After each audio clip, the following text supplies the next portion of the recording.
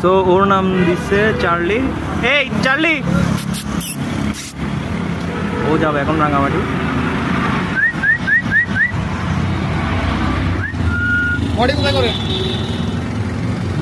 পটি কোথায় করবে কি, তোমার এখানে গাছে করবে আর কি। তো রাঙামাটি থেকে এক্সট্রা করে টয়লেট বানাবো নাকি ওর জন্য? এটা তো আমার বাসায় থাকবে, বাসায় রাখো, বাইরে বের হইলে পটি করবে। ঠিক আছে, আমাদের নওশাদ আলী আকিব ভাই, ওনার ট্রাভেল পেজ আছে, ওনাকে ফলো করতে পারেন। আল্লাহ হাফেজ।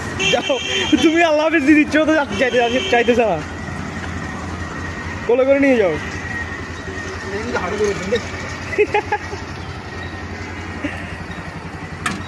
ঠিক আছে, আল্লাহ হাফেজ। চার্লি টাটা, দেখা হবে রাঙামাটিতে। ঠিক আছে, দেখা হবে।